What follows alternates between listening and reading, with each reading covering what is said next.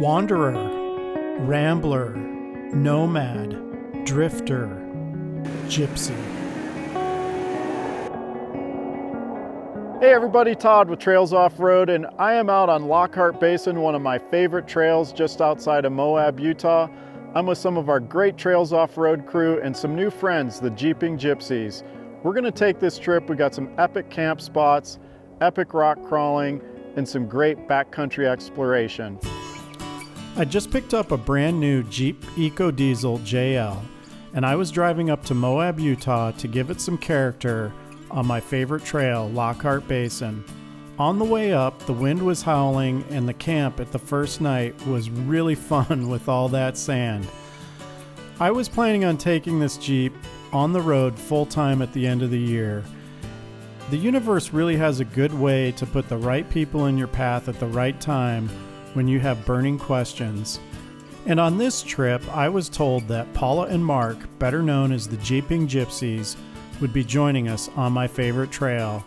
And I thought to myself, what a great opportunity to ask two people that chase the trail every day, day after day, all the questions that I had, and give me any words of wisdom as I prepare this next phase of my life.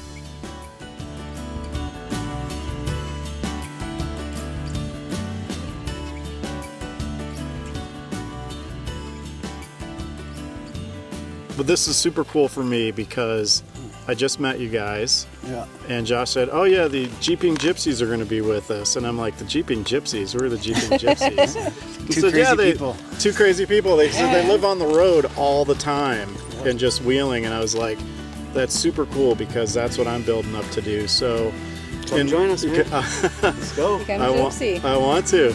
If you were going to give advice to somebody like me that's like seriously considering going full-time on the road, what would the do? I was going to say, what would the advice be? And it's already coming out. Do it. Yeah. So our whole goal is to try and inspire people, not necessarily to do what we do. This is our dream, but to get out and chase their dream. Right. Chase your passion. Chase what you love. Yep. Because life is too short. So none of us are promised a tomorrow. And so live today with everything you have and be happy and do what you love. Just one word, how would you describe it? Intense. Surreal. My first chance, I asked the Gypsies what they do every day. Chase the trail every single day. Western half of the U.S. right now.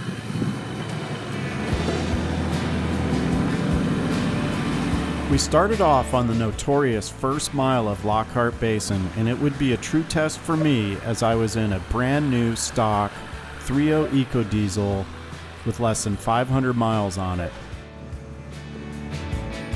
Paula took up the tail gunner position, and I really felt so small with that massive LJ on 40s right behind me the entire trip. At camp, I had asked Paula and Mark where some of their favorite places are to go, and they really said all of them, they're all great, but we specifically spoke about Moab, and here's what they had to say about Moab, Utah. If you're going by Moab, you can't help but stop at Moab. You cannot stop at Moab. It's going to be an anti-Jeeper. Even if it's just for a day. The JeepnGypsies were some of the most passionate people I ever met about being out on the trail and pushing themselves to every limit. And I was glad to take them out on Lockhart Basin because A, it wasn't a very easy trail, and B, it is also my favorite trail. This canyon that you get into in the very first mile is pretty intense, and it is absolutely stunningly beautiful.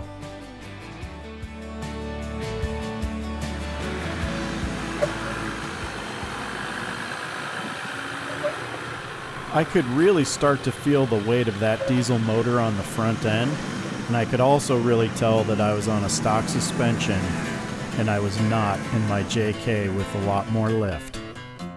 I would watch Paula in my rearview mirror, and I'd watch her with those massive tires and lift just literally just stroll right over all the obstacles that I was struggling on.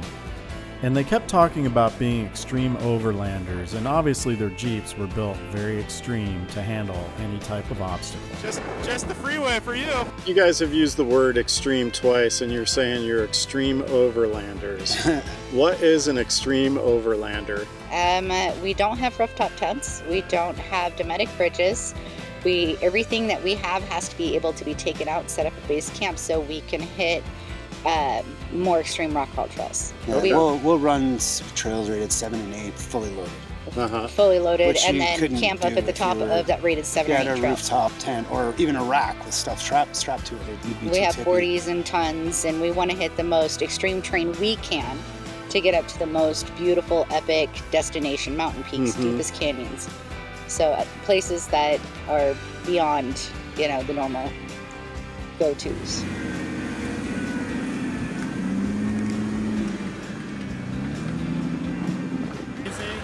You got a good spotter. It's all about having the right line. That's it, having the right line. Low gears. Low gears, they count. I had already scraped bottom a couple times. The worst was yet to come, going through the hardest part of the canyon.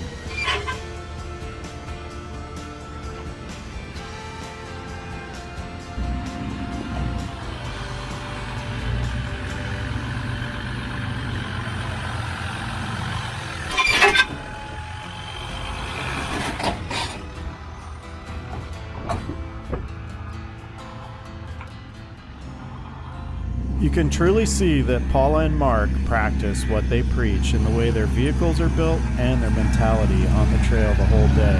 They were ready for anything.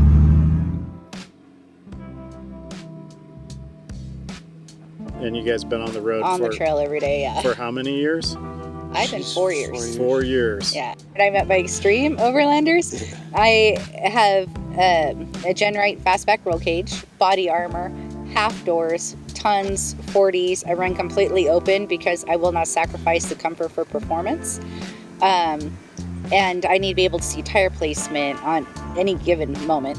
I have 5-point harnesses, and so I like pushing my limit.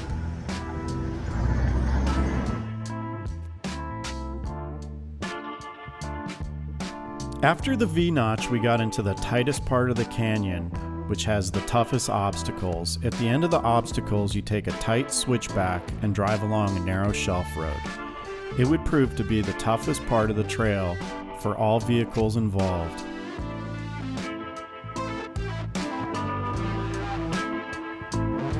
At the double obstacle, our convoy lined up. John surveyed his line to go up and over this tricky obstacle. He's on 35s with a 2.5-inch lift and an Ursa Minor on top. I patiently waited in the back of the line as I watched everybody go up and over the obstacle and chew it up quite a bit before I got my chance to go over it. But I was really wondering, was I going to make it up and over this with this stock suspension and only 33-inch tires? Josh did an excellent job spotting John up and over the double obstacle, and he made it up on his second try. Now it's Mark's turn, and you'll get to see what a built JK on 40s and tons can do on an obstacle like this.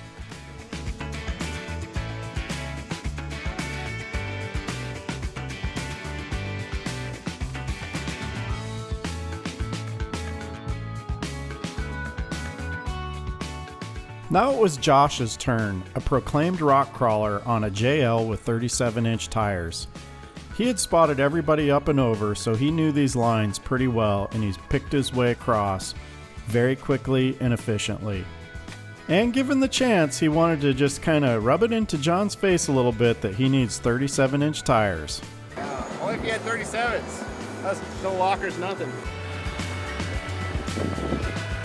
Now it was my turn. I've been loving the torque out of this 3.0 Ecodiesel, but the clearance and only having 33-inch tires has been problematic so far into this trip.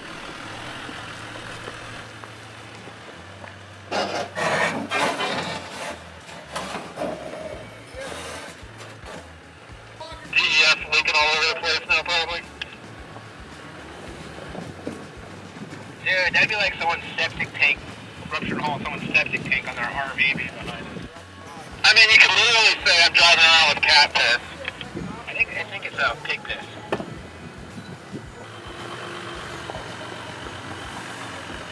Well, it's good to keep it lighthearted when you're challenged on these obstacles, but I knew at this point that this next part was going to be very difficult with my clearance. Nice and steady, okay? Just keep that straight right there. Perfect. Just keep it straight. Keep going straight, okay? You're going to use your slider, so nice and slow through here. That's it. I knew it was going to be close. Keep turning, keep turning.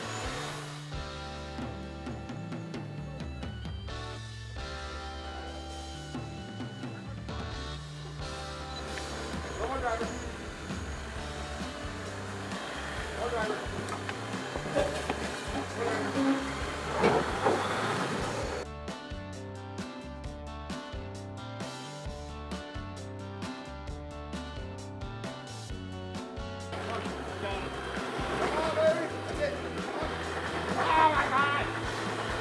After great spotting and 5 different attempts, it was time to pull the winch out, and Mark was the first one there to give me a hand. Alright, so soft shackle, super simple, just got a little loop in her. So what you want to do is use this instead of doing something like this. That's metal on metal, so you don't want that. These things are rated like crazy too. Like this is rated at 8,700 pounds, like tougher than most metals. So I'll take this off and do it the right way. So all you do is just loop her through. There's always a hole on these, or you can just hook it on the hook of a normal winch. Just pull her through like that. You just put it around. You got your little hole here, and this will spread. Put the knot through, like so. There we go. Once that knot's through, just kind of pull it a little bit so it's tightening it, and you're good to go. That's solid as heck right there. That ain't going anywhere. While I was getting winched over these rocks, my mind started to wander, and I started thinking about all the questions that I could ask Paula and Mark tonight at camp and over a great dinner.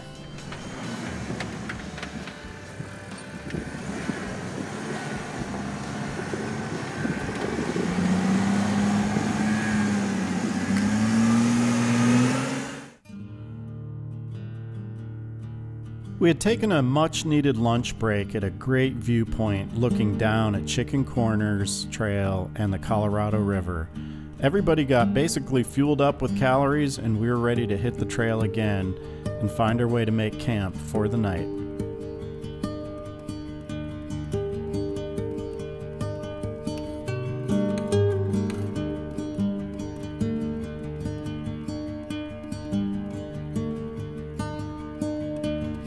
The universe had given me this opportunity to get a lot of the questions that I had answered from people that are doing what I want to do. And one of the biggest questions I had was, what are some of the biggest challenges? Exhaustion, because we don't stop. So it's, I mean, I've gotten used to, over time, you get used to sacrificing comfort. So the comfort's going to be the biggest thing most people have to adjust to, the lack of. All comfort, the comfort of... Well, you say comfort. I actually sleep better in the back of the Jeep than I do in a regular bed. Yeah. Which sounds crazy, but when I get into a regular bed, I just like toss and turn because I think I can find a more comfortable position. Right. And I never do. I wake up sore the next day. In the Jeep, I know I can sleep like this. Like, don't move. There's no other choices. That's the spot. That's the spot. And I know it, so I don't toss and turn at all. And I pass out faster and sleep harder. So, yeah, I actually get better sleep. I used to backpack to a hammock for years. And when I say comfort, it's more of the lack or not having a hot shower accessible on demand. Not being able to wash your clothes when you're caught in monsoons and you're muddy and you're dirty, and everything you own and have is soaked through, muddy, and you have dust in your hair and on your face. Over the years, I started off with just running trails like this, and then the challenges, like you know, excited me, and I loved being able to like problem solve like a chess game, how to get up and through obstacles. And I fell more and more in love with pushing my limits and, you know, taking everything to that next level and next extreme. And now it's kind of gotten crazy.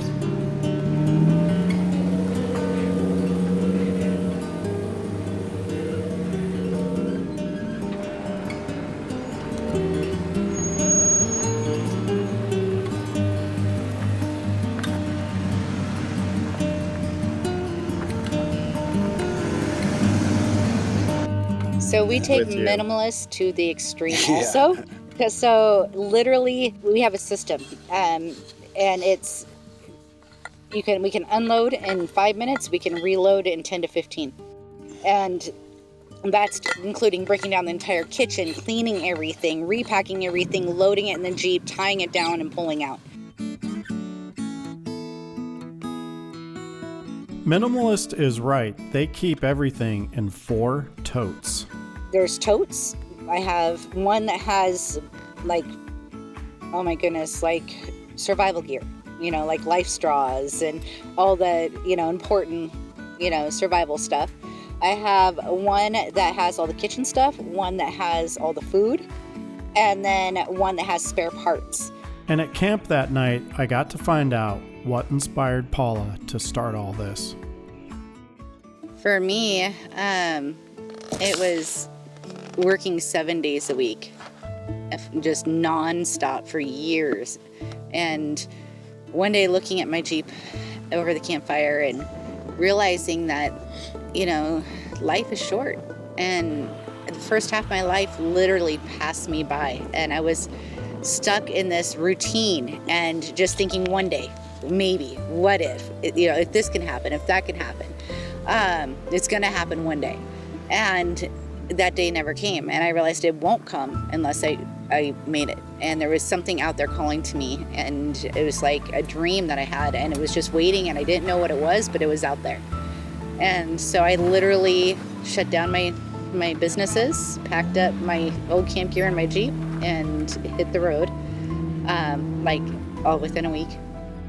My whole thing when I started this is I don't want to go with regret. And not having, my greatest fear is not having to truly have lived. And so have life pass me by and then wonder what happened.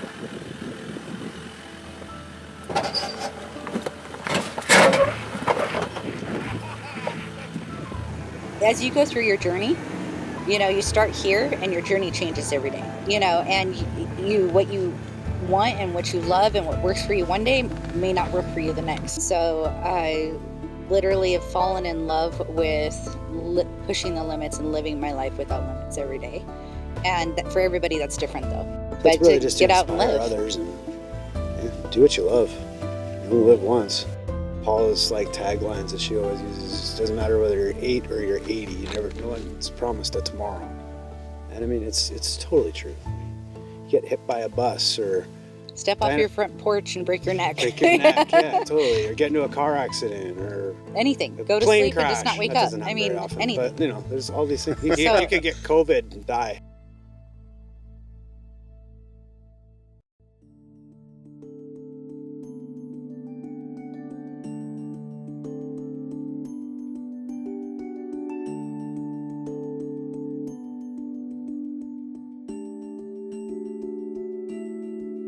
I asked them if they ever felt truly isolated and alone being on the trail all the time.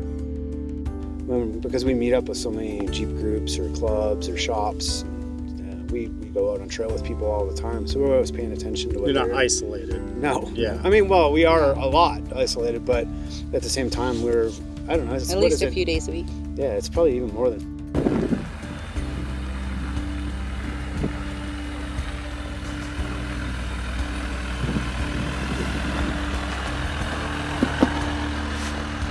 I was also really curious of what their impressions were of Lockhart Basin.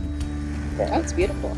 Yeah, it's an incredible trail. Yeah, I really like it. Very beautiful. Yeah, we're really There's glad fun you guys little invited us obstacles along. through it that keep it interesting, and you know, it's not just open desert running. I mean, you're on ledges, you know, little cliff shelves. You're on obstacles. You have the open stretches. You're surrounded by canyons and you have, you know, vast views in front of you and towering, you know, It's cool. rocks above you. That's it. It's been a fun time with the Jeep and Gypsies. Check out the notes below for all their Instagram, YouTube, all that stuff. Give them a follow. We've had a great time hanging out with them here on Lockhart Basin. And I'm sure if you see them, say hi. They really welcome you over there. Please. Absolutely. Pleasure. Thanks, Thanks for watching. Thank you for having us. Oh, you bet. Yeah, cheers, bro. Yeah, that was fun. Yeah, man, absolutely. I'm not mullet cool. I'm not that cool. Not yet. I don't got have- a pair of pit vipers. I and can a tell you mullet. after Yeah. spending the day wheeling with you, you don't have the proper mullet swagger. No, totally. No, thank you. Appreciate that. I mean, You don't have the mullet it factor. I used to, I think, back in the day, Yeah. but then I couldn't. I couldn't have.